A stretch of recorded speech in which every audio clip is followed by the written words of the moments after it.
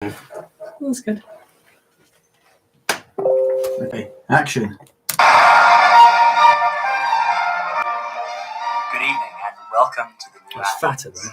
You do a new one. Need to emerge from this COVID-1984 pandemic with the tools to create a new world.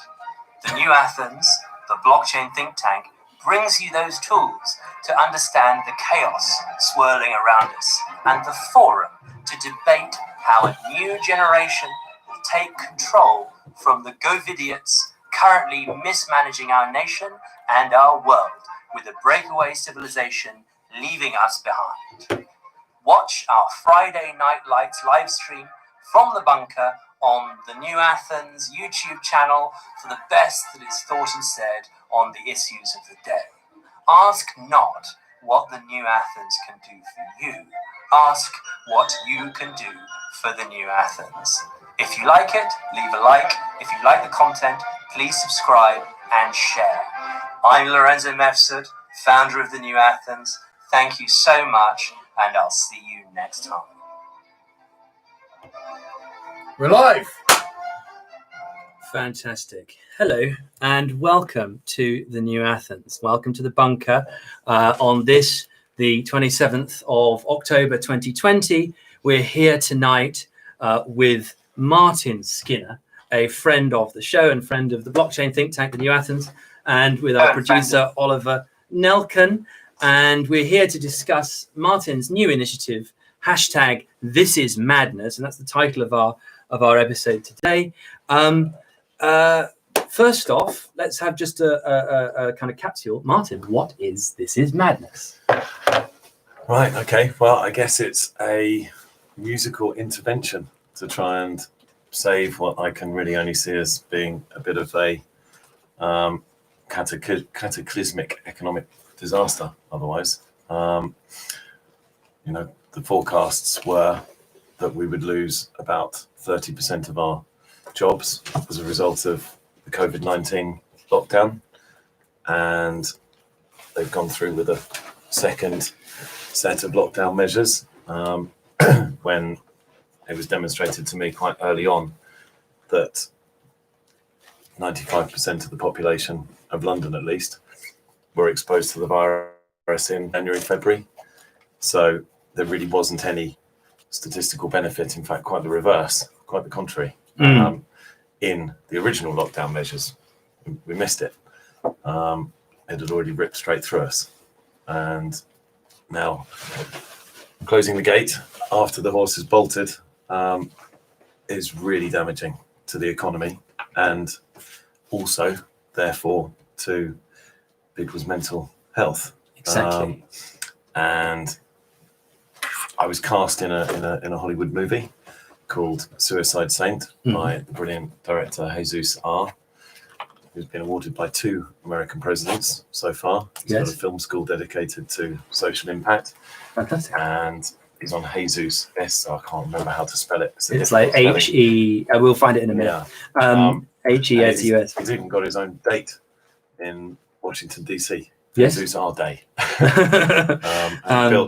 He did his empire with him, ran the Ciroc campaigns, designed them, created the Bodicea perfume brand, a chap called Michael Bodie, who I happened to have put up when a Hollywood agent called Christopher Ramos asked me to last year. His husband had kicked him out. So I put him up. And that's all led to this kind of whirlwind of being cast in a film. That got me thinking about my understanding of kind of issues in mental health. I'm very OCD, ADHD, probably got various other things, a little bit of dyslexia, probably a little bit of autism. We discussed that a little bit the first time you were on the show. Your very forward-thinking notion of taking this mental health idea and kind of turning it on its head and looking at all the creative people, all of the outliers, all of the outcasts often in society who drive imagination, creativity, business, government, whatever, forward, who often have what the mainstream of medicalized psychology sees as like psychosis or mental problems, or they diagnose it in the general statistical manual of disorders. They see having different brain patterns as somehow damaging rather than to society, rather than actually the thing which is the engine of invention. Yeah, we're all unique. Anyway, we're all different to everybody else. So what is a disorder and what is simply the mental or the human condition? Yes. I mean, if you look at the universe, madness is the appropriate response to what we're confronted with. I mean, we're thrust into a world we don't understand it. We come to have a little bit of understanding, and then suddenly it's taken away from us all again. And so that if you have all four limbs and a certain amount of mental acuity, you can find perhaps some happiness in life. But fundamentally, the world is a crazy place, and actually being sane is distracting yourself from that at some level. It's saying, okay, I've got something to do. Here's a project. But if you were to stare in the face reality, then it is maddening. And so this is madness, I think, is really taps into a lot of people having that revealed to them as their lives have been stripped away with this kind of great reset. We were talking about the great reset in terms of what the World Economic Forum and other globalist, like supra-governmental entities are trying to create with regard to a new economy, a new polity, having countries kind of give up their sovereignty to supranational entities like the UN, the EU, the WHO. But that's stripped bare a lot of people's lives in this past year. And so I think, as you've said, a lot of people are going mad. It's driving a lot of people mad. Lockdown policy is not conducive to like social life at all. I think it really creates this environment of distrust. Yes. And ultimately everybody gives way under torture at some point, so everybody will fuck you in a certain set of circumstances. However, on average, human beings, I think, do tend to do more good than bad, and they tend to look after each other if they're given the right resources. Well, just it's in our interests and our nature to look out for each other to some degree. However, if we're treated in a distrustful manner and we're isolated, or we allow ourselves to become isolated, then we will tend to come out with a less positive outcome than if we are trusted more. So we're losing the trust of government and so on because they don't trust us to leave our homes. I've seen so many of my friends, ones that have recommended each other, and I'm including a number of the people that I've already mentioned who are quite astonishingly brilliant people. At different times, they've become homeless. We're all really successful people, actually, quite extraordinarily so. However, I've been made homeless, bankrupted, sent to prison. I'm not saying I didn't deserve any of those things. Actually, maybe I did deserve all of them. However, that has been quite an extraordinary experience and a very testing one. Similarly, other people that I've already mentioned have lost their homes, and I've actually been able to help those guys. Not Jesus hasn't, but he's under real pressure himself at the moment. I can see he's down because it's been so difficult for him to raise the money that he needs to do the project in the way that he wants to. So we were looking at crowdfunding, and there's also crypto. Just very quickly on the Suicide Saint film. The reason why I think it's so important is because it looks at the positive and negative, both influences of the different mental conditions that the two lead characters have. I'm cast as best friend of one of the two leads. I'm not one of them, but Jesus is an extraordinary director, probably the best director producer ever in the music industry, and he's moved into creating feature-length films. But this particular one, it uses sort of smoke effects, sort of futuristic sci-fi Blade Runner style. It uses sort of smoke effects for the negative influence, light effects for the positive influence. So you can see both sides of the coin, the yin and the yang. Yes. And then we do have darkness and we do have light in us, and it's a matter of it's promoting the one. It's also how it's applied in those particular conditions. Yes. It's a bit like you have to be in the right situation. You can put yourself in the right situation for long enough to get lucky. Yes. Also, and what we've been looking at in terms of blockchain technology and the way that can empower people to create new projects. So we were talking before the show about crowdfunding models and how to use influencers to then gain contributions to a project. And so you've got Indiegogo, you've got Kickstarter, but you've also got crypto. And so that's which one is building angle. Trust into an algorithm. Yes, exactly. And Re-engineering trust and honor. And I've looked at some scenarios for creating a sort of human blockchain process. Yes. But really what I want to create with the This Is Madness, and also my friend Mark Gray, who might be one of the Banksies, can't be confirmed or denied. Mm-hmm. I'm sure he won't confirm or deny it, but he's certainly the only may very well Banksy. think so, but I couldn't possibly comment. Yeah, but he's created a kind of brand to go within this. I think in order to attract the top performing artists, which should achieve enough influence, if you like, because they are the top influencers, to make a real difference and perhaps change not just policy but also public opinion on mental health and mental conditions. We've looked to create avenues to bring the artists in from, primarily the US, but not just the US, the UK, top performing artists here, and then also incorporate emerging artists. Of which we have many in the New Athens and so on. Yeah. And turn it into a bit of an antivirus, I like this term. I saw this term and I like this term because it's decentralized. Yeah, it's and the coming from us. With this Hachar design that forms part of the fuck of design. I think we can see it. Some sort of brand that Mark's created.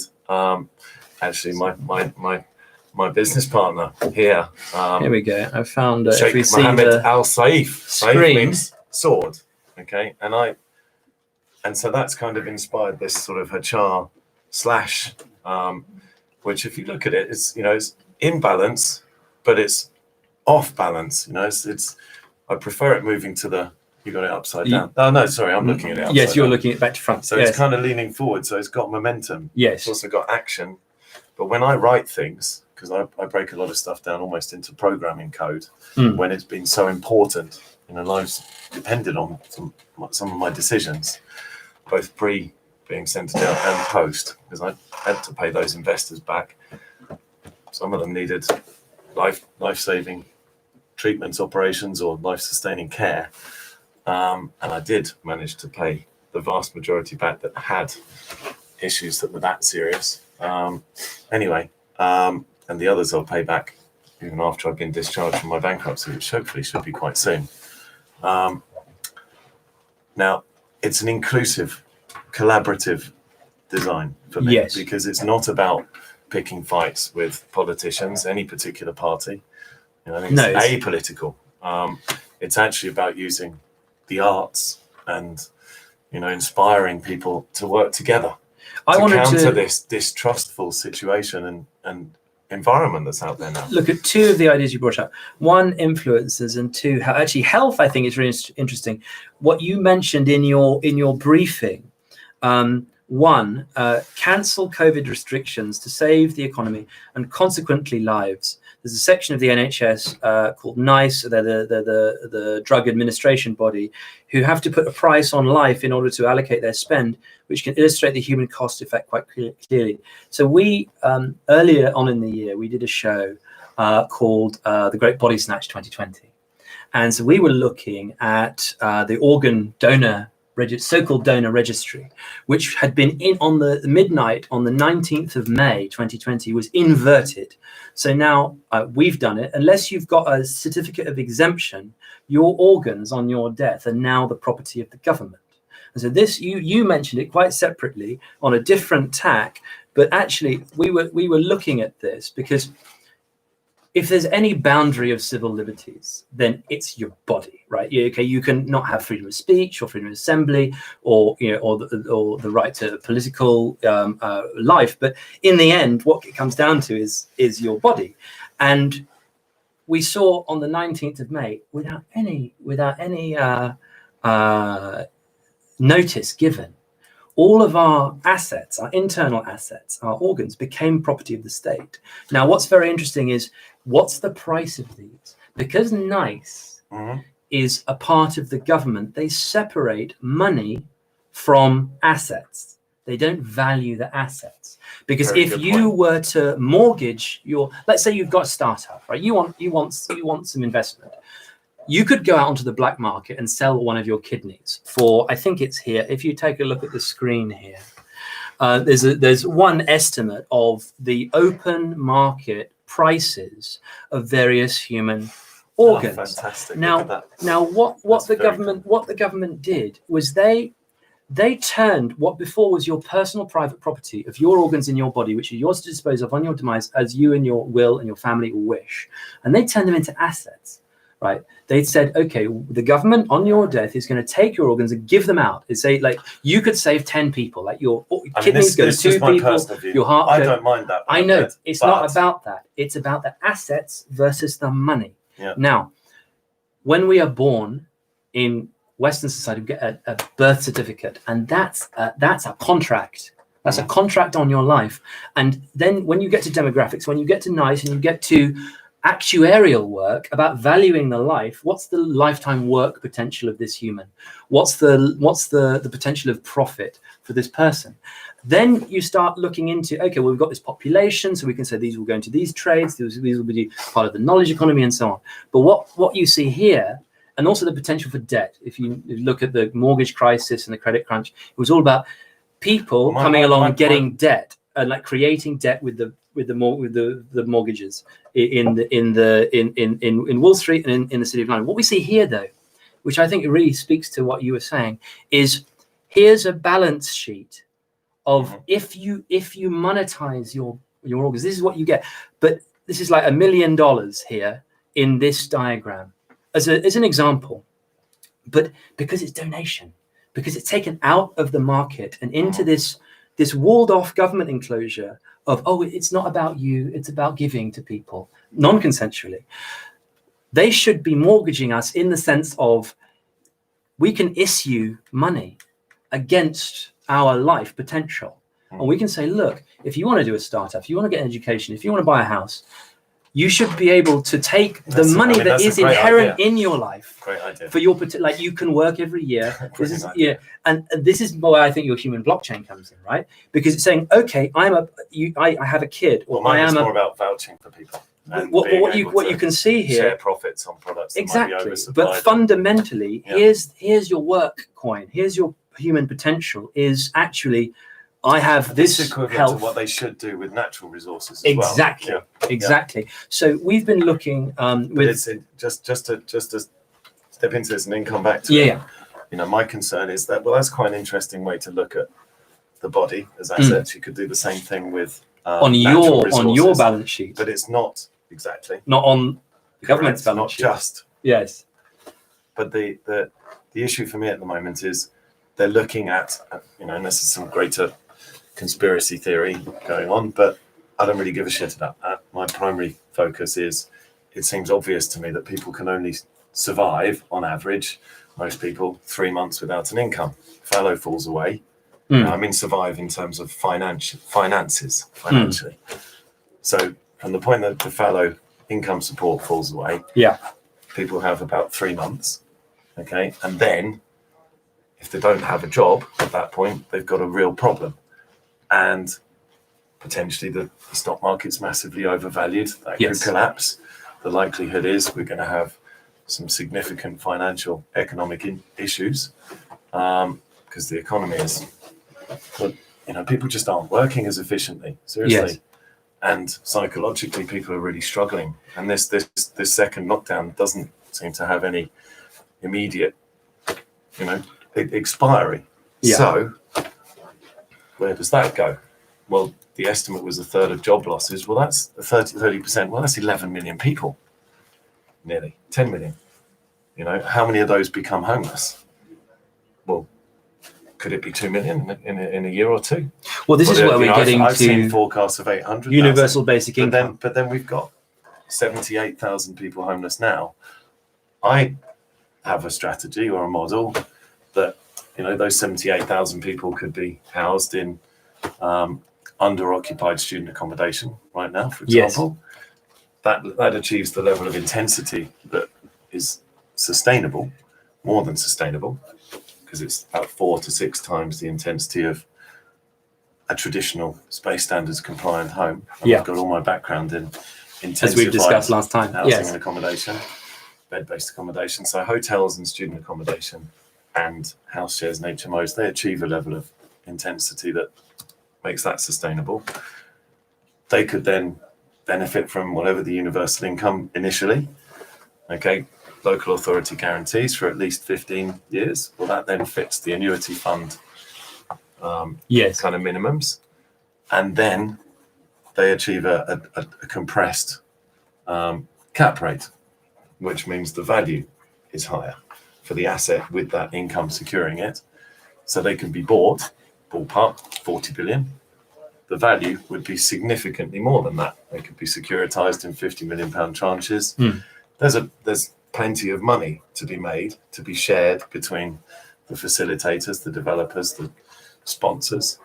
There could be a saving on the cost to the local authorities. They could actually get a discount on the rent that they pay in order to provide the 15 to 25 year income wrappers. So we did our survey. And then there's plenty for the financial parties, the banks, whichever. You've got your tranches, of your waterfall. And it's possible to train that kind of volume of people. One of the main guys that trained a lot of Tony Robbins trainers is a friend of mine, and he's a top CEO, trainer, consultant, advisor, coach.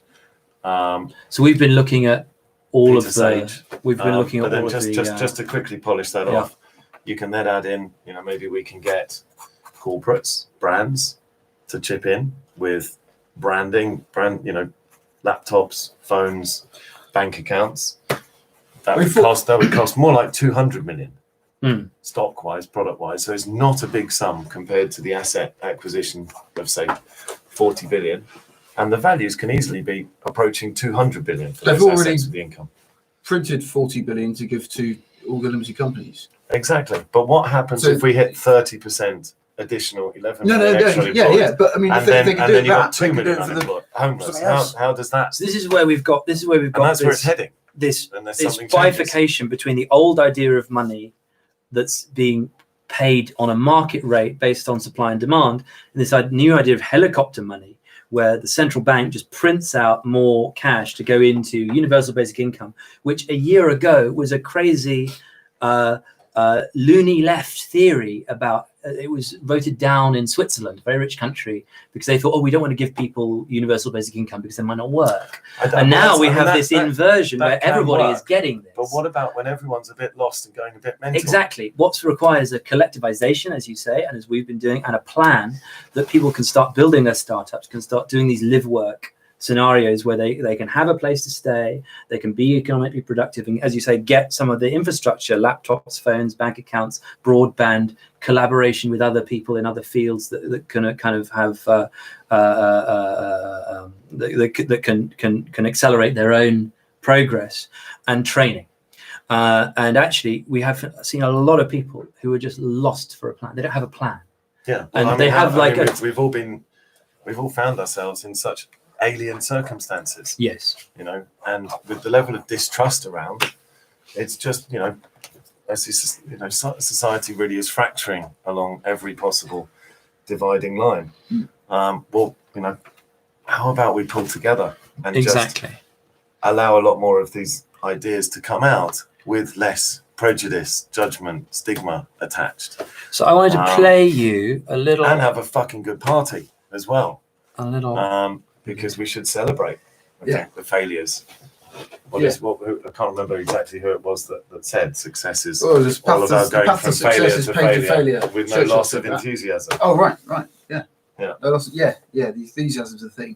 Yeah, keeping that up. But I think so many people are just politicians as well as the public currently just so committed to the lockdown.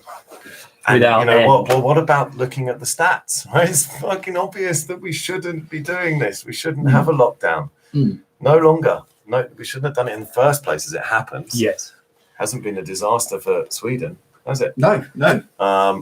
There are plenty of videos and statistics and reports and things. The government's own stats. You look at the death rates and the number of people. What are the machines that people are on? The ventilators. Ventilators. They haven't gone through the roof with this second wave. The vast majority of it is simply false positives. You increase testing. You tested horses and donkeys and rabbits and things, and they came up positive. Yeah. Well, the home test results are not accurate. I know we set up a testing centre. I know people that have set up testing centres and really know what they're talking about. And they're not accurate, the home ones. The ones on the diagnostic machines are properly administered in hospitals. Like my friend who gave me the data in the first place and showed me that 95% of the population has been. Oh, Simon Aylwin, yes, we've spoken to Simon before. No, so we have these resources that are actually very cheap. Becoming more blinkered now. Here we go. Andrew Carson says he's earned loads from home testing, £50 a pop. The government are paying people to take tests at £50 a pop, and those tests are then, there's a 5% false positive rate, which then inflates the numbers. So the government's lockdown's great for him. He's in furlough. So he's being cynical, but. The more tests you take and the less accurate they are, the higher the numbers go, and then it's just this feedback loop to what? Some kind of supernova of destitution. Do you know what I mean? That's what we seem to be going towards. It's taking assets out of the hands of people and putting them in the hands of government by making people bankrupt. And so then we don't have the ability to independently create businesses, to create projects, to create startups, to train ourselves, because we've got this now, the teat of the state and the inability to associate with one another. We can do it here because it's a place of business, but otherwise there are restrictions as to who can mix together, either in public or in now private homes. And so now we've been saying, everybody set up a business, £12 from Company's House in whatever address it is, which becomes a place of business. Then you can start your startup, you can do your work. But unless you have these tools or know how to access them, then suddenly you're prevented from even starting. Yeah, I mean, what about those? If it's those 78,000 people that are homeless, and that's excluding the ones that are kind of sofa surfing and so on, because I haven't been able to figure out how to get income support. I haven't been able to figure out how to get social housing sorted. Well, I'm not stupid. I'm a pretty fucking smart guy, as it happens. At least with some things, with others, I'm a total moron. But certainly my English is pretty good. But I haven't got a bank account these days. How about the people that don't speak English as well as I do? How about the people that don't have the extraordinary network of friends that I have? Yes. How about the people that maybe are further down the road to struggling to deal with their mental conditions or themselves? Yeah, and unable to draw on those resources. Yeah, because it's been really difficult for me to stay positive through a year of this kind of challenge. I've moved 150 different places. Well, I kind of held it together so far, but done admirably. Thank you very much.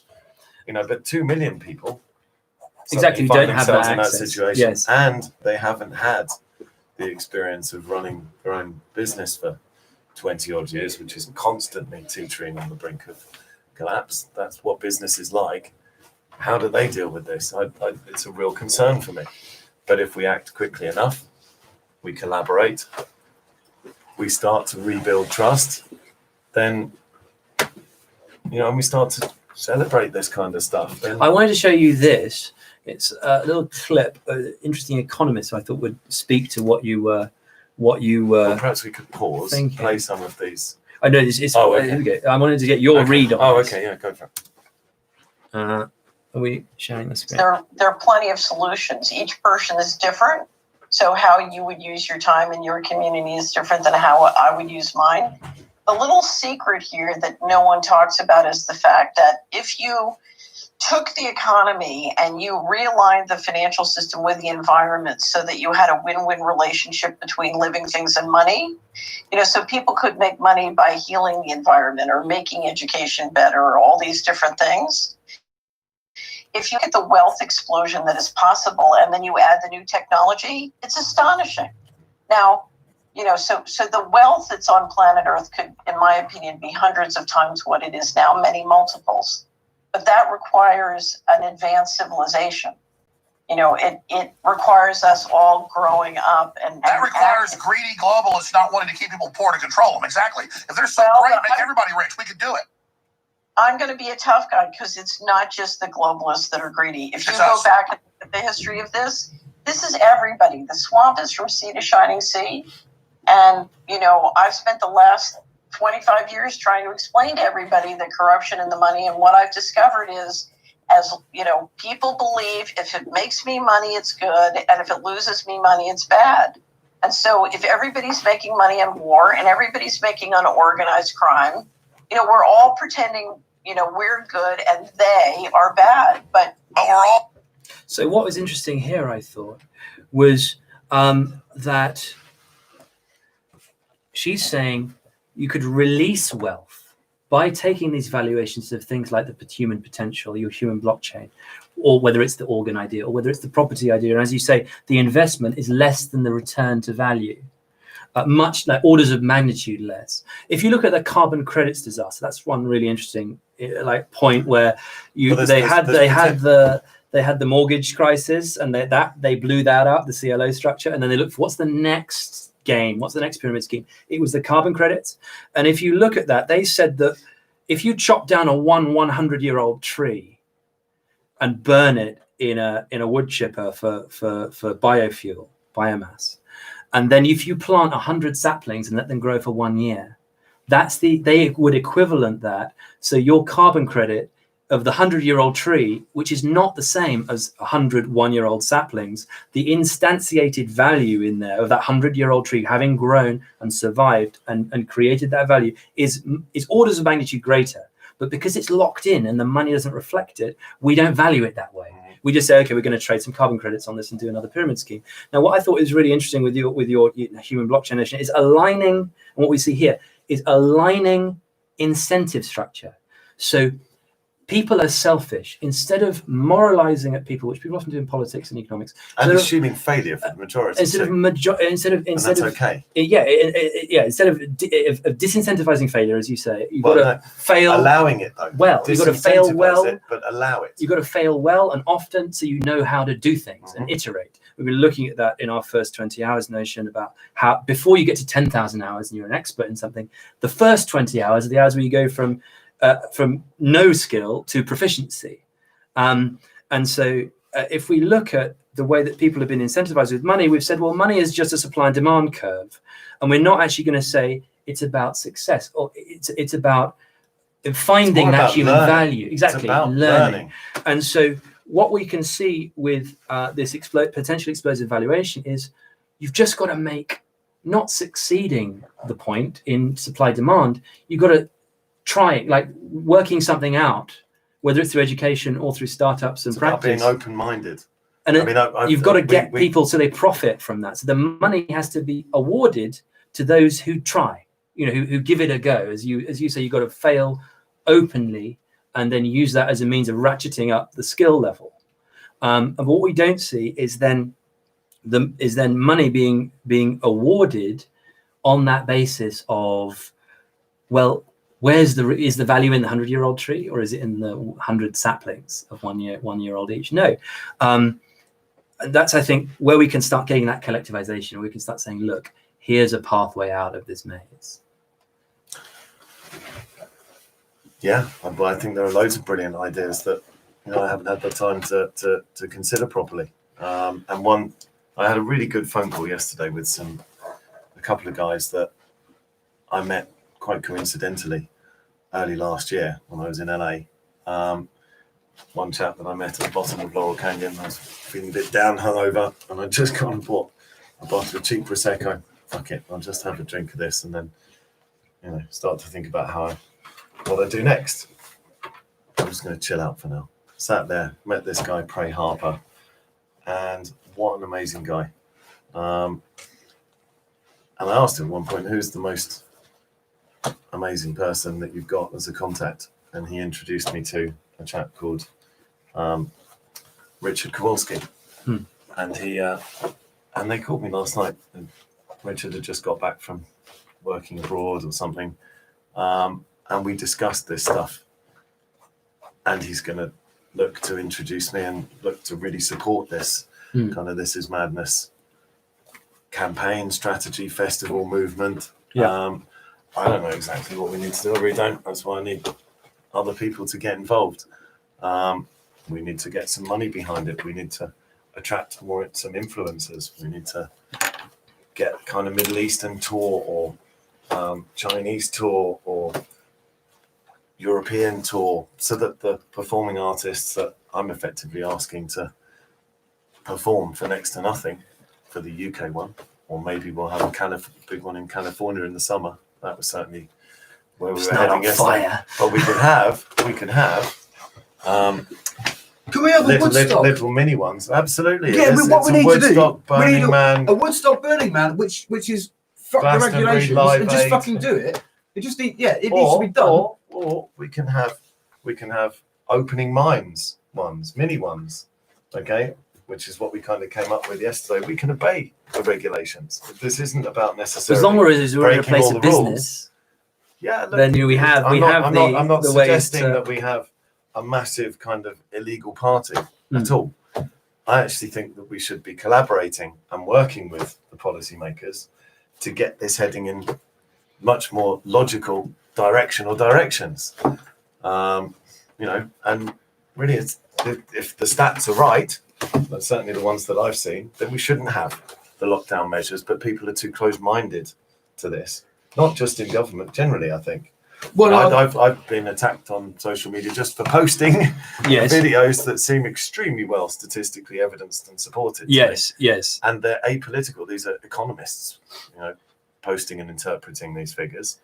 But it's become so politicized. And in the US, it's Biden or Trump. Well, here we go. I think Trump's great in many respects. I don't really know the politics. I don't really care.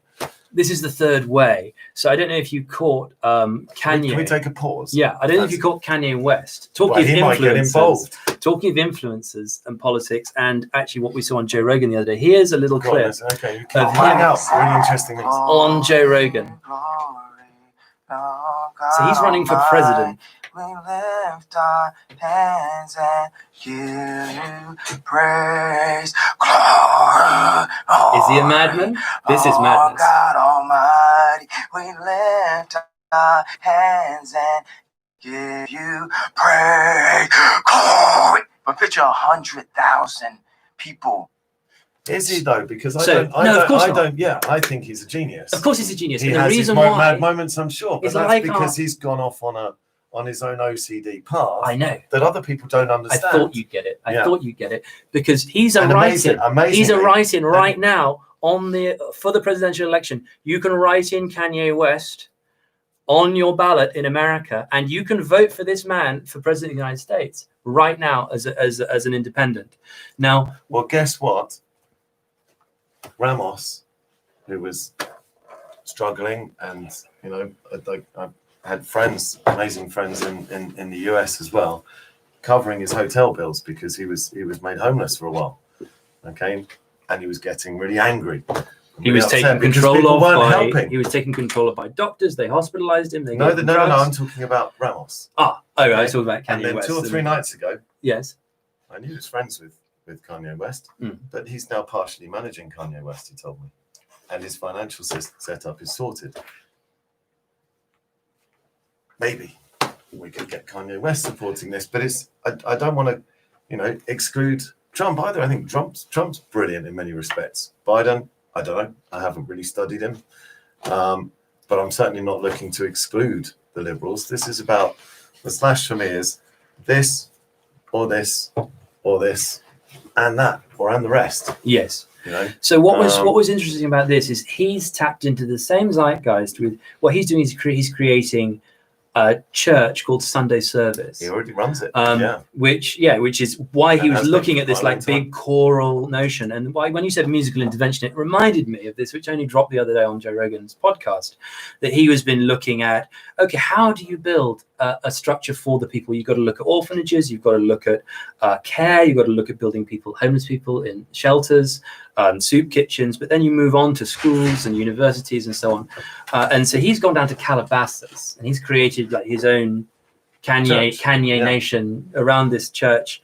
And so that's tapping into a zeitgeist. You're tapping into it, and so is the New Athens, and so is our friend, the economist there. She's realized it too, that there's a restructuring of value to do, so that we can then say, okay, well, here's the way to reward ourselves and get us out of this central bank system where we're waiting for a government paycheck, but it might run out. So you can't make any progress. And I'll smoke the cigarette. You sat behind my ear for so long. You can carry on. Yeah, I'll be here.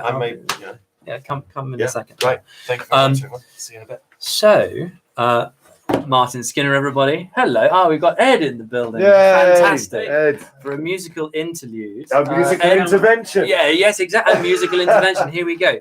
So, Ed, come in.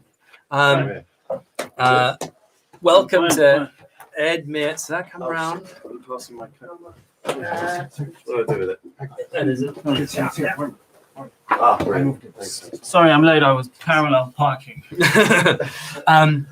So Ed Mirza, everybody, artist, portraitist, operatic tenor, master gilder, Gilray. Actually, now we're doing satirical art, and Ed and I have been discussing this for some time, looking at a Hogarthian or kind of Gilray cartoon of the issues of the day. And I got the first example today. Fantastic! I'm so happy. I'm so happy. So Ed and I were up very late last night looking at different operatic technique and discussing exactly how we can incorporate music into this kind of new renaissance of technology that we're trying to foment here at the New Athens. But we've had Martin Skinner on today, and he's got this, as we've been discussing, this is madness.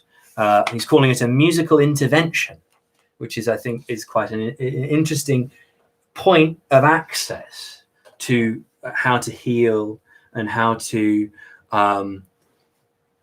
reform a new society. I'll show you this. Actually, this was, I don't know if you saw this Kanye West clip, but he was on Joe Rogan and he was looking at the healing potential of choirs of hundreds of thousands of people and getting people in a space singing in unison or in harmony. And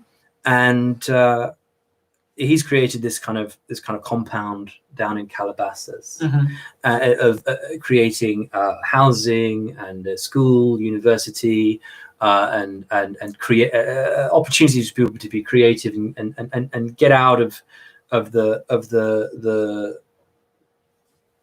different ways they've been stuck in life and find a collective solution to that. And I know you've been looking at that with your education program in terms of literature and philosophy, and in your art and in your music. We often have Ed on looking at his latest production. So what do you have for us this evening? I got a song, a romantic song by Tosti. Oh, fantastic. Italian composer, was very popular in England, actually, in the 19th century. Oh, yes. He was the darling of all the aristocratic circles. Not much spoken about now, though. Yes. So I've got one called Marichiari. Yes. Or, maybe, if you have another suggestion, possibly, but that's... Oh, you know what I want to hear. Yeah. We were looking at myriad of different recordings of different kind of 18th century songs, and last night Ed and I were looking at different performance styles and so on, and really going deep down into the harmony and trying to work out where does attention lie, and what really captures your attention in song and in music. How did we do? What was the takeaway for you from that discussion? I think that why are you sad? I'm particularly trained in romantic singing, and so that English style, which you spoke about, not sweeping up on the notes or sliding into the notes, is slightly anathema to my method. Oh, So yes. I tend to add a little sprinkling of kitsch to everything I do in that respect. Maybe from a sort of more sort of northern point of view, anyway.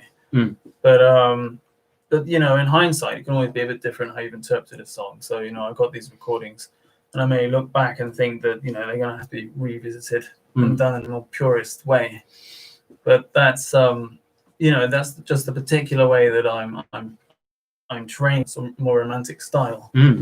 Well, it's very lovely. You know, it's like it really captures the attention and captures a certain kind of feeling about kind of delivery and the way that we communicate with one another. Let's see some art. Should we see some art? I sent you today's cartoon that I made. Right. Let's have a look. Is mine finished now then? No, Marty's just going for a break. We'll come back. Oh, cool, great. Have another Sorry, session. But so yes, This Is Madness is very interesting. I mean, we were looking when he was on before at this idea that madness is creativity and creativity is madness. And actually, a lot of the most creative people in society are considered outcasts, or they are impoverished or imprisoned or put in mental asylums because their particular structure of brain doesn't entirely fit with what society sees as the norm. But actually, those are the places that you go. Those are the people that you talk with to find and who are going to be very creative and bring something new to the table. I've sent it to you so we can get it on your screen. Great. Okay, so you've sent what to me? I sent you an email to Mevsut. Email. Fantastic. Okay, let's have a look at our latest cartoon. So this is the cartoon. A satirical cartoon. A satirical cartoon, an original one of the moment. Fantastic. Well, let's just When we've loaded it up, we'll have a gander. So yes, I mean, Ed and I have been discussing this for some time. That actually we don't really have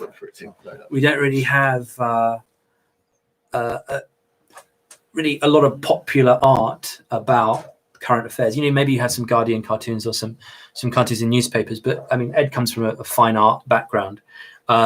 And is a great portraitist and is a great epic painter as well. And we've exhibited a lot of Ed's epic works, which we'll have up on the site as and when. But I think maybe it's loading. I'm not sure. Let's see.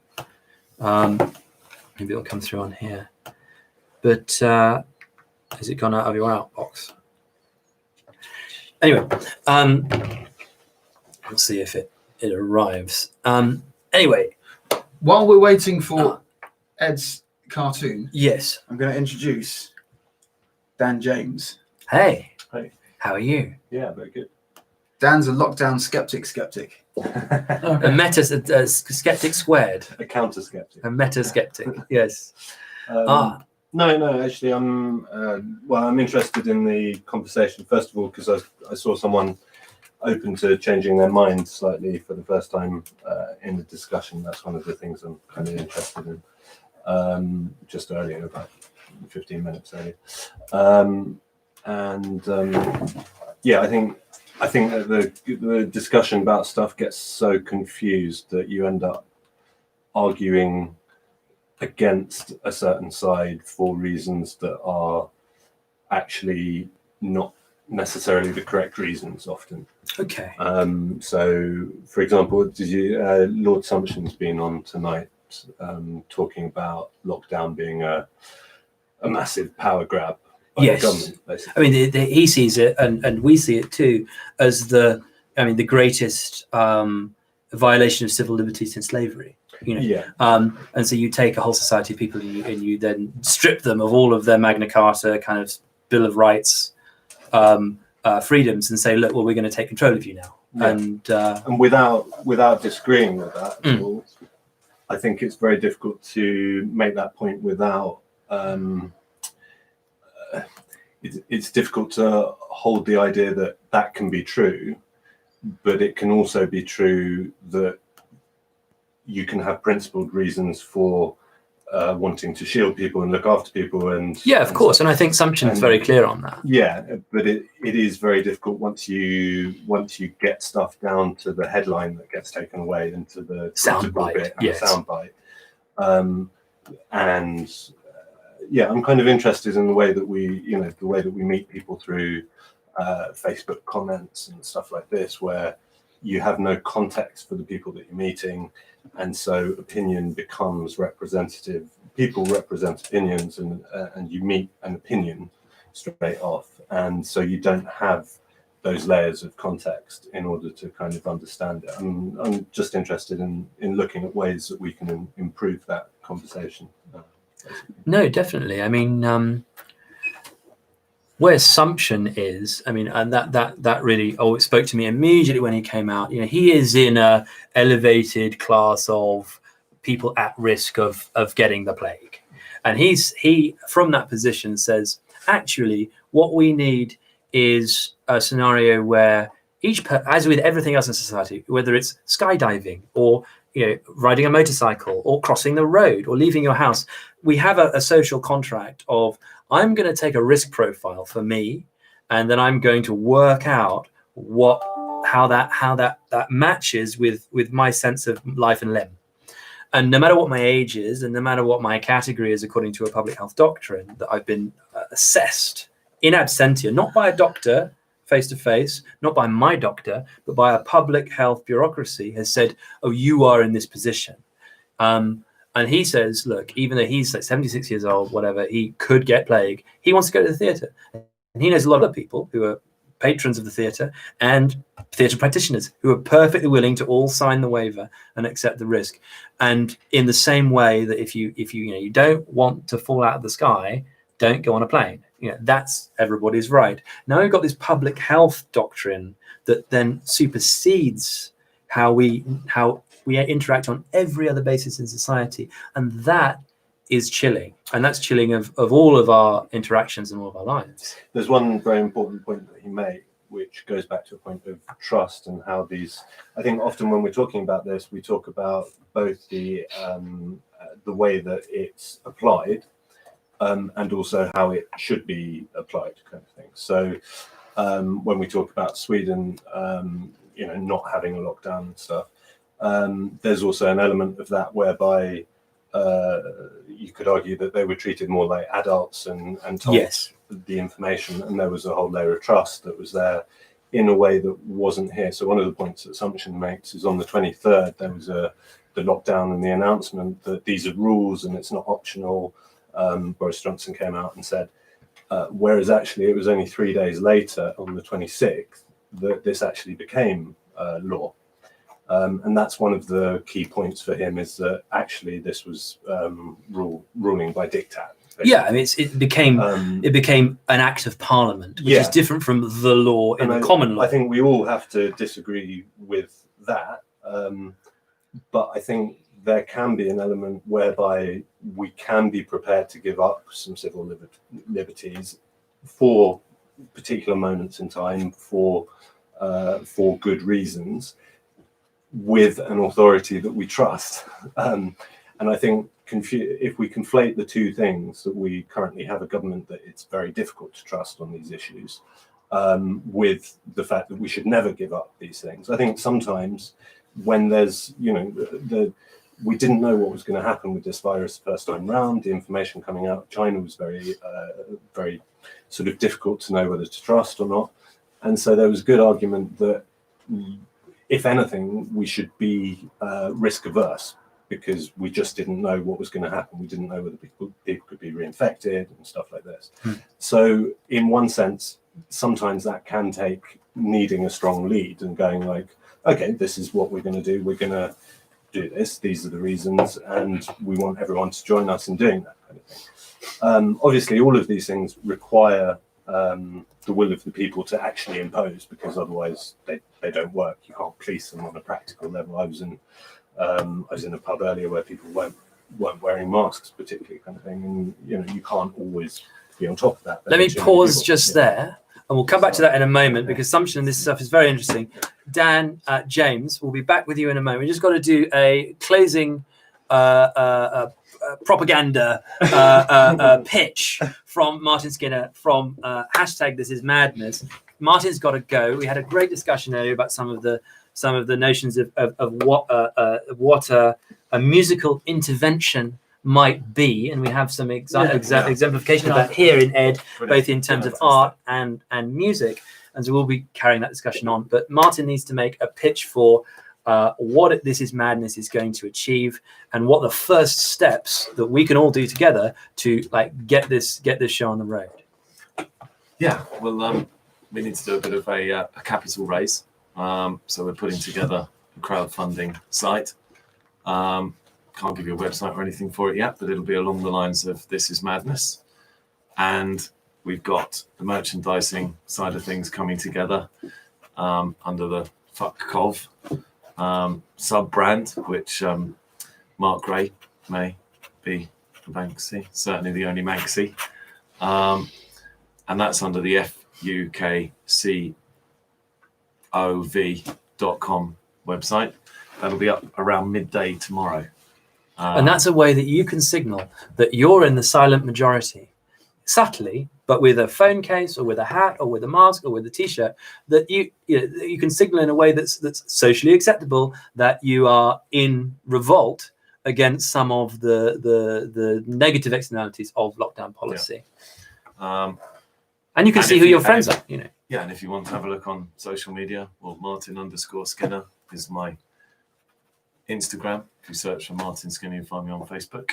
And Mark Gray is on FREQART. FREQART. So Freak Art.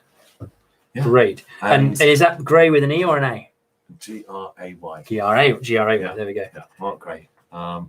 He's doing all this from Poland. Fantastic. Hopefully we'll get him over to the UK quite soon, and hopefully I'll be able to attract some big names. I've already got some big names on the list from the US world of performing artists, and we need some of the UK ones as well. And we need to come up with a structure for bringing the emerging artists through, and then let's do an Opening Minds sort of mini festival as soon as possible, so that we can really start building on what is starting to attract some real attention. Absolutely. Richard Kowalski is and Prey Harper are very keen to introduce me, stroke anyone else that wants to be involved, including some of the major art movements and tech people in the US. And it would be great to get some support from brands as well, fashion brands, key influencers. They can have their own take on the clothing and Fuck Cov or This Is Madness. Yes. Come up with their own. So we will go through some of your presentations and things at another time, and then kind of splice it all together. Along with your last appearance, we had a really good discussion about property and blockchain mortgages and so on, which I think fits into a lot of the live work and what the potential is for property in London and so on that we've been looking at. Mohammed, I'm not sure if he's staying or coming with us. We've got to go, but I mean, he had we went outside for a cigarette and he goes, 45 million. 45? That's what the human body is worth in terms of its component parts. Oh yes. How do we get to the valuation? Give or take, if you get rid of all the chemicals and organs and bones in your body, it's roughly. I mean, obviously, the better the deal, the more you're going to get.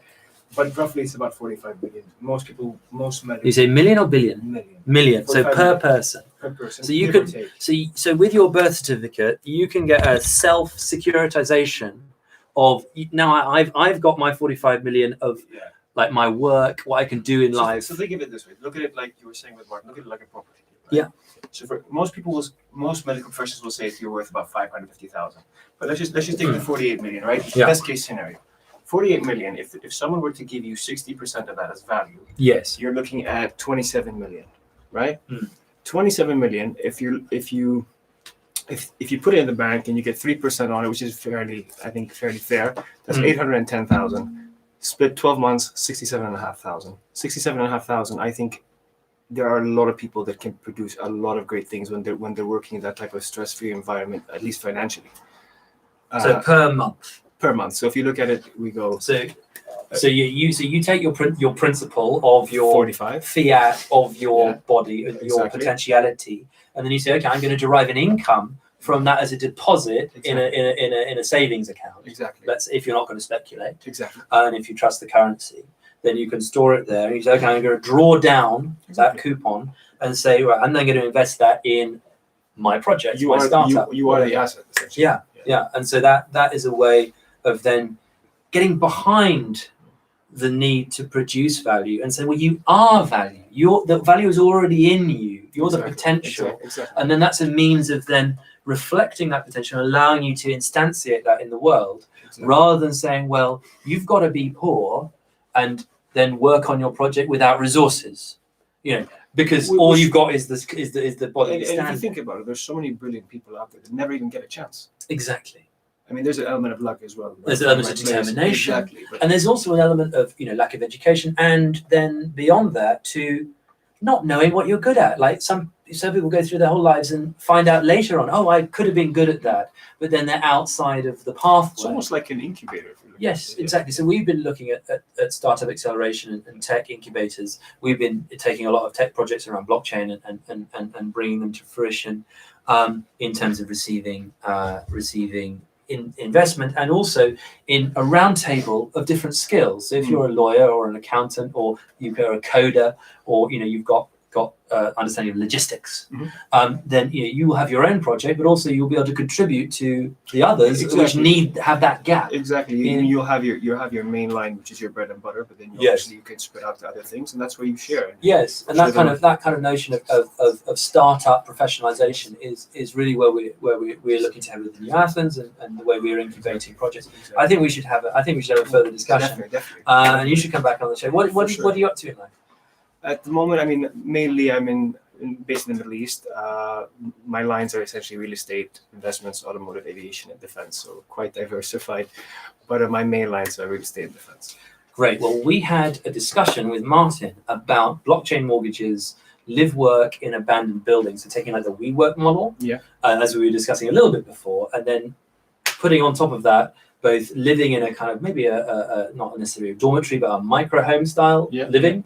And then putting a WeWork kind of element of you can start a startup, you can gain these resources to do some work in the same property. Ed has lived for many years in guardianship properties here in London. And we've been looking at the guardianship model of essentially derelict buildings between when they're abandoned and when they're redeveloped or demolished. Artists and other young professionals move in for very cheap rents, but with prime real estate, like in Pimlico, Westminster, the West End, in large buildings, which then it's kind of an anti-squat, right? So you're taking you're de-risking the building from being occupied when it's before it's been developed. And so we've now done a survey of London property, and we've seen there are literally thousands of buildings in a single district, which were offices or shops or light industry, where this model can work, and the companies like Camelot. Okay. Thank you, Andrew Carson. I will bring strippers next time. Fantastic. Ideal. Okay, ciao. All right.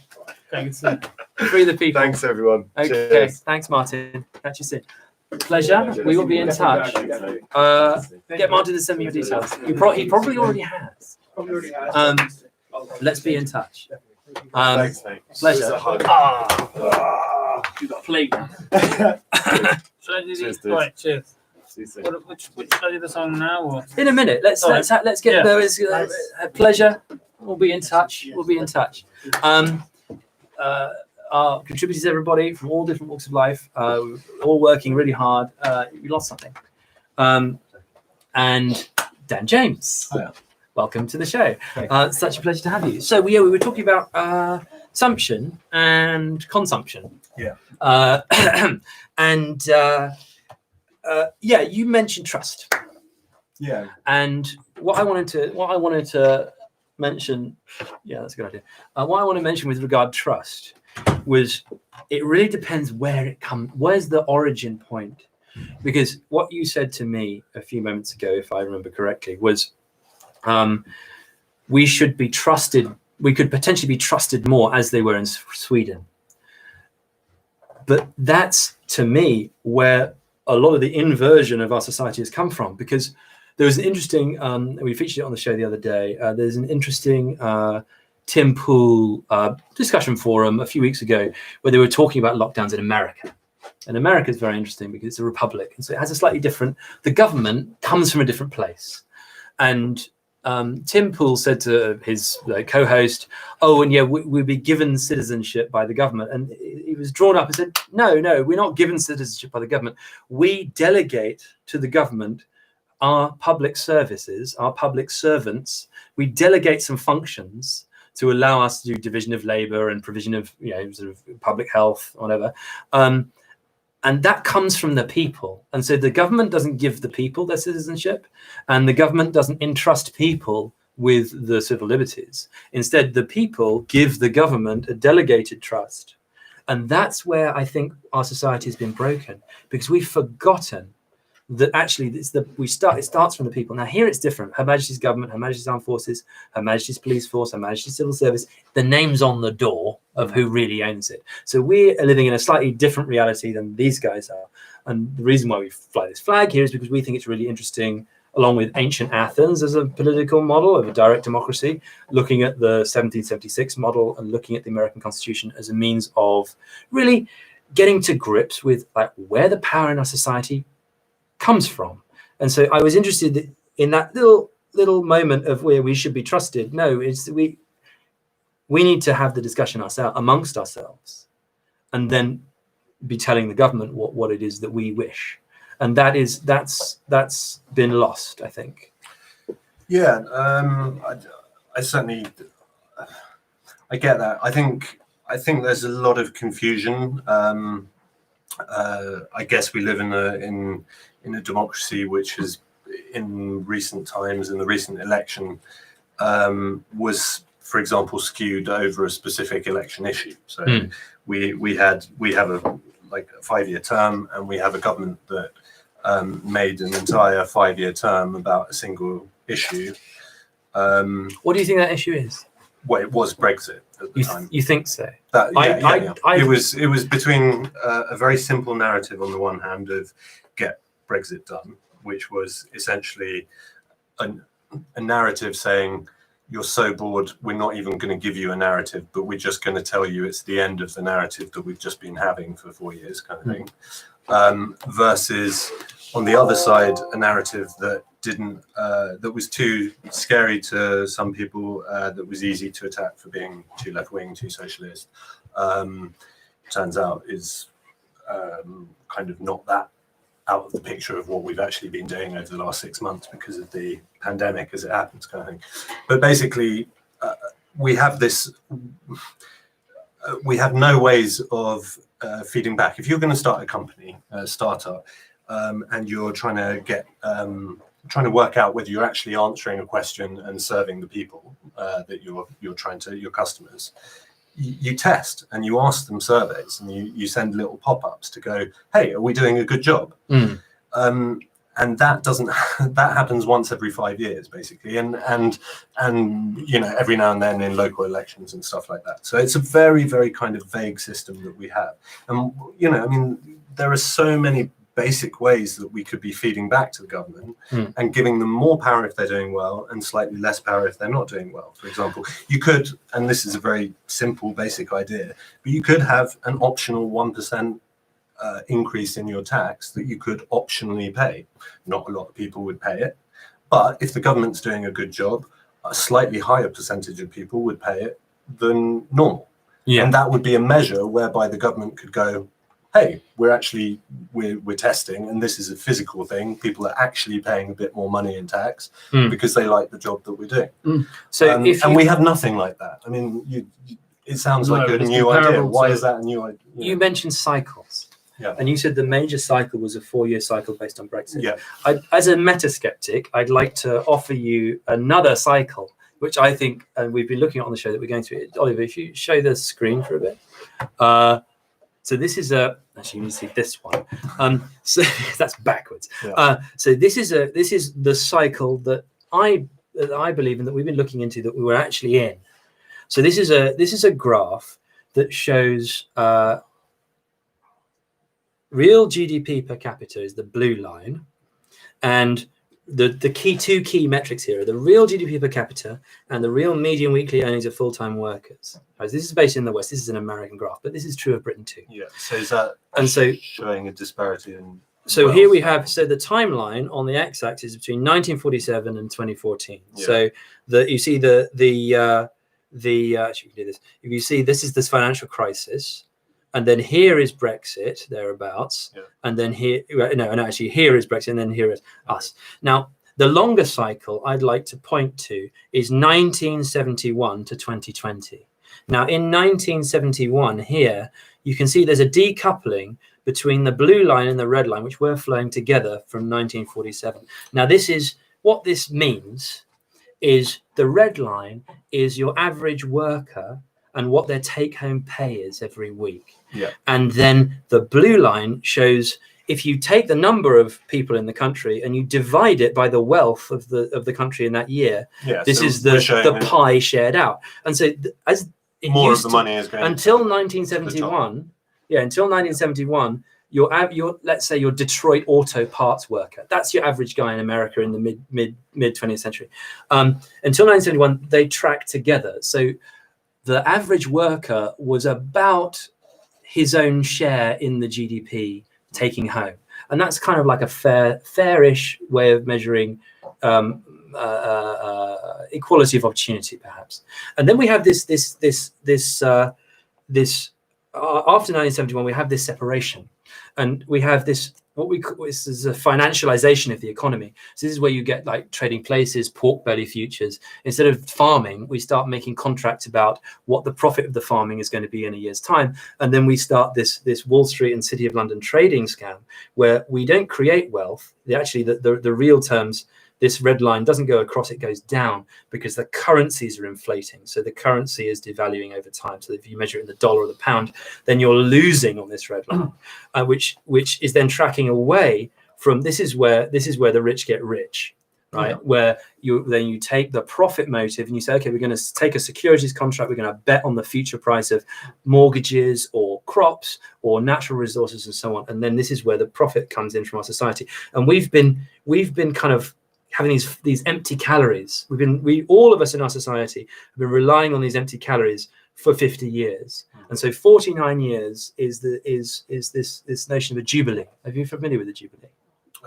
Okay, so during the Jewish diaspora, when Jews could lend money at interest and Christians and Muslims could not lend money interest in the medieval period before the Renaissance, and still today in Islamic culture. So Jewish diaspora merchants got used to how a debt economy works in a way that Gentiles didn't, and so they innovated with this piece of technology, and this technology is called a jubilee. Every 49 years, 7 times 7, so they're really interested in the numerology of it. They realize that the financial system gums up from too much interest attached to too much weight of debt. So everybody stops working and innovating and being creative, and then starts paying off the interest payments and ballooning on their debts. And that's bad not only for those who are debtors, but also for creditors, because people buy less debt when everybody can't get more. And so the economic machine gums up and grinds to a halt. So every 49 years, in the Jewish culture, we have a jubilee, which we learned about from Danny Shine on the show many months ago in the summer during the lockdown. And then we looked at it and actually realized 2020 is the jubilee of 1971. It's 49 years later, this year. Yeah. And so what we've been looking at is this long cycle. But this is the central banking cycle where we came off the gold standard in 1971. Our money was based on the petrodollar, on oil sales from the US, and this is what created then this financialization curve, which has led to all of the industry, all of these red line people becoming jobless. The auto industry and so on has gone off to China, to Mexico, to Canada, and to Eastern Europe, and has evacuated the worker value, the real labor value, from places like Britain and America. And so what I would suggest to you is that the cycle that we see today, and actually was played out in the last election, wasn't to do with Brexit. Brexit was actually a symptom of this cycle, this 1971 Bretton Woods central banking cycle, which started here and ends now 50 years later. If you look at the previous cycle, it was the 1929 Wall Street crash through to 1971, which is like 43 years. And so we have this sort of, there's like a long cycle. Now, why is this important? Because the reason why this government won its majority was because of a breakdown in Labour support in the north of England. Why was that? Because actually Tory and Labour governments for the past 50 years during this cycle, where we've been a vassal of the Americans and their Wall Street system, that industry has gone to China. Shipbuilding in the Clyde, and cotton mills in the West Midlands, and wool and pottery in Sheffield Steel, and all this has disappeared off to China because it's now no longer economical to have the factory here. Now, left-wing and right-wing governments in this country, from both the Labour and Conservative parties, for this 50 years have participated together in this system because everyone profits. It seems like it. And actually people in the north of England, in the Rust Belt in America, are being impoverished. They've got, collapsing cities in Detroit, poisoned water in Flint, Michigan, and in the north, total depression. And then the population moving south to try and find any opportunity in London as an international city of commerce. And so what you saw with that election was not really to do with Brexit. It was to do with a new deal for the north that Dominic Cummings promised, which was so attractive because it said, look, we're going to build new infrastructure. We're going to get trade back from China. We're going to get manufacturing back. And that's kind of, Brexit was a bit of it was kind of a rallying cry. It was like a flag planted in the ground, but around which actually these other larger issues, of which Brexit itself is a symptom, they were the ones that were really impacting people in the north to elect this government, because they could see that, for the first time, a set of politicians have spoken to what's actually our problem. You see the Labour Party has exchanged the northern worker, whose factory is shut down and who's now, the pit's closed, whatever, they've lost their livelihood. And it's okay, they've got consumerist products coming in from China, which are cheaper. That's fine for the graduates in the south. And you can see the Labour Party over the past 50 years has migrated from a constituency of unionized labor to a constituency of socially liberal students and graduates in major towns and cities in the south. And so that, to me, is where what we're looking at with our electoral map now, rather than, okay, Brexit is a symptom, but this is the cause. And as a skeptic, I was wondering, what do you think of that? There's a lot of information there. I would, I'd have to look at it more. It's not a narrative that I've seen phrased like that before. So it's first of all, very interesting to see that. I think it's, I think there is certainly a relevance to that, and I can see the growing disparity has an effect, and you can see within there the kind of the boom and bust cycle. I can understand some of what you were saying about the inherent limits in the system that mean that without forgiving the debt, everyone, or working out the problem with creating money at interest, essentially that you create through not having enough money in the system to pay it back, it's a problem for everyone. So yeah, first of all, I'd accept all of those things.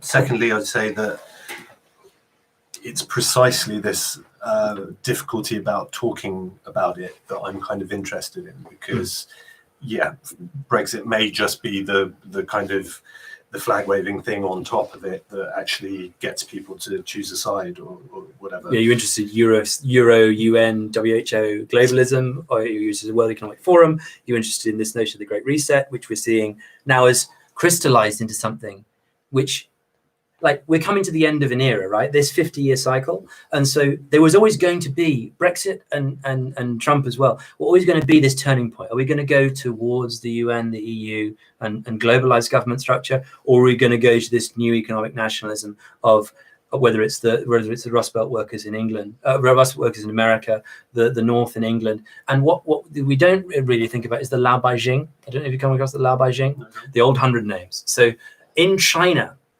if you look at China the Chinese Communist Party has taken this profit of the red line going down, and shared that profit with the banking class and with the corporate class in the West. So the West essentially has taken the factories out of the West, which are expensive, and taking the slave labor in China, like Foxconn, which makes all the iPhones, and they have nets to catch people committing suicide out of the factories' slave labor. Now, why is this interesting? Because actually, the Chinese people, although we get this great firewall of China, we don't see China. We see only the outside. There's massive tension in Chinese society. And like we've had the Brexit, like we've had the Trump phenomenon of the deplorables in America, the deplorables in China exist. They're called the Lao Beijing, these old 100 names. And old 100 names is like Jones and Smith and Baker, like imagine old English family names of like the Confucian, pre-1949, pre-Mao kind of like Chinese civilization, which was kind of wiped out in the Cultural Revolution. And so that they are not in favor of Xi Jinping and the Chinese Communist Party. The Chinese Communist Party is in a symbiotic relationship with the corporate and money class globalist interests in the West, and they work together to socialize the profit for themselves. That leaves out all of us in the West and in China. And so much as we're buying their slave labor products, which are really convenient to us, we have to come to an understanding that they are the ones that will really determine the path of the 21st century, and whether they will have their moment in the sun and really determine how their reality is going to be outside of this social credit system, which we're now seeing come over here with our smartphones and passporting. What's really the question though is, can we see a reality where those people get the same rights as us? Or do we see a reality where we grade down to them with track and trace and with the social credit system, where all of our internet use, it turns in on itself and becomes surveillance and becomes a matter of control? And listen, I am equally worried about this. The first time I went to the pub about a month ago, and I was asked to give my details in order to go to the pub. Weirdly, that's the moment that it hits you. Yes. It's like breaking up with someone and seeing that their shoes are no longer where they used to be. There's a moment where the penny drops, and it's kind of like, this makes me uncomfortable. I think that it's again a problem, because you get, by arguing what you're arguing, you get a lot of people on your side who are going to be kind of QAnon based, sort of super extreme, arguing about things for slightly different reasons. Like the most extreme opposite to you are going to agree with you for the wrong reasons, if you see what I mean. And so you make this kind of coalition based on negatives. I think that's one of the interesting things. I've been reading the Sapiens and the 21 rules for 21 things for the future and stuff. And I think one of the interesting things that he said about that's really stuck with me is that this idea that we're living in a post-truth world right now is an invention. In fact, human beings themselves are post-truth creatures. We're a species who are post-truth, and that was a really interesting thing to try and understand, because his argument is that no other species lives in big groups, because you can't encounter strangers unless you have a shared myth that allows you to get on the tube together and understand that you're not going to stab each other, and, that sort of thing. That's civil society and civil liberties, really. But his point about that which was really interesting, was that by in our nature, by being a species who can do that, we are immediately post-truth, because actually these myths that are good myths and that allow us to interact with each other on these massive scales and to make massive assumptions about each other that may or may not be true, but are generally 99% of the time helpful. Even though 1% is the danger. Though 1% is the danger. We are actually it's the fact that we're post-truth that enables all of this. So it's a positive thing in that kind of take on it. And I think that was really interesting for me, because I was kind of thinking, okay, how do you deal with the fact that there is, even in this conversation where we're trying to stick to one narrative, there's a number of different things going on. It's quite difficult to deconstruct all the premises we have and look at the assumptions and history of kind of which media we've been reading and stuff like that, and to kind of get to common ground. And you end up with forming coalitions and allies who are actually more and more, it's complicated because they're on the other side of the debate from you on important issues, but you agree because you're actually defining yourself against stuff. So my enemy's enemy is my friend. And I think what was interesting about what he was saying about being post-truth as humans is that actually what we need myths that join us together, myths that are positive, and myths that are simple. And the good thing about Trump, I think, is that you look at that graph, and even looking at that graph, I could see that okay, there's a wealth disparity. The worker has been shafted over the last 50 years, and Trump has come in and said, "Yeah, I'm going to do something about that." And you see the same with Cummings in this country, and Cummings to a certain extent, and which is interesting. And I think that's good, and I think Trump has done he's created a simple myth for people to believe in. Make America great again. They both have this leaning to the past, build back better and stuff. There's that's actually the globalist scheme. No, it's interesting. That comes in Biden, and it's now in Boris Johnson. If you see, it's appeared. Build Back Better has appeared in the Biden campaign, and it's appeared in the come into Boris. In Boris, and it's also come into the World Economic Forum with the Great Reset from Klaus there's Schwab a lot of overlap in terms Germany. Of political comms between. So this is this interesting notion where we're starting to see this optionality, right? Are we going to go down the path of globalized command and control through the WHO and EU, UN, through like governments, national governments aren't sovereign public servants of their electorates. They're now the middle managers of a CEO kind of company structure, where the head of the company, the CEO, is like Ursula von der Leyen or maybe Joe Biden, where you see actually we're no longer voting in our leaders. Now our leaders are telling us what their superiors are relaying to them about whether it's lockdown policy or public health or whatever. Can I just take a second to go back, which was just to finish the point that I think that Trump has a positive thing for me, even though I hate him in many ways, which is the simplification of the myth. And I think that's one of the strong points. And I think that's one of the things that Labour were lacking in the last election. I think it's one of the reasons that they lost, was that they didn't have this clear, simple narrative that was as simple as get Brexit done. I think simplicity helps. It helps people get on board. Just to finish that, I think that there's tying in what you were going on to say there. I think there is a possibility to kind of combine this the systems as I see them, the kind of the old-fashioned left wing and the kind of free market and stuff, and to take the best out of them. And I would say what you need to do with the free market is always make sure that it is actually operating on behalf of the people that matter, which is real people, like individuals. Yes. And so imagine a system whereby you could create a free market of states for individuals. Yes. So you could switch your state as easily as you could switch gas supplier, right? Yes. The problem with that, and the thing that you would probably dislike about that from what I've heard so far, is absolutely not, is that you would need a centralized system providing services. So services that were things like getting the gas and the electric and even police. But you might be able to wake up one day and go, you know what, I can't afford the tax for the moment to have the right to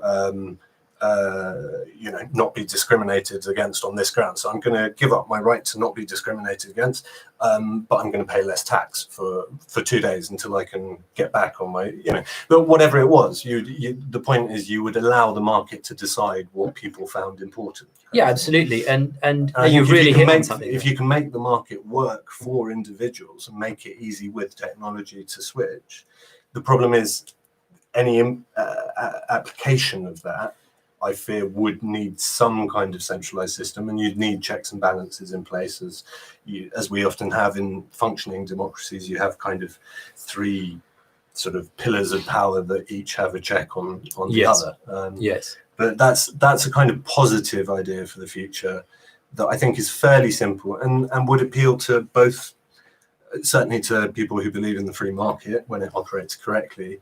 And I'll just give you one more example of where the free market is thought to work but doesn't work, and I think everyone can see that is with the train system, for example. So, you know, if I need to get the 9 o'clock train into work or the 8:45 train into work, there is no competition over that train. If you want the free market to actually operate in a way that makes sense, you need to go further and actually split up the carriages, so that each carriage, if I go on this carriage, I pay a bit more, but I get water and a seat. If I go on this carriage, everyone's standing, no one's, you know, and you pay less, kind of thing. But if you do that, then there's genuine choice and it's beneficial. And you're using, the thing about the free market is that it gives you brilliant information, because people are making choices millions of times a day, and they're saying, hey, I'll buy Pepsi at this price, but I'll buy Coca-Cola at this price, kind of thing. And if you can use that, then it's useful. And I think there's nothing wrong with that. But you can use it to achieve. I also believe that you can't really be rich if your neighbours are poor. One of the biggest problems with, because there are other values apart from monetary value, one of the biggest problems with the Labour campaign was that they talked about for the many, not the few. And I think they should have been braver than that and said for the many and the few.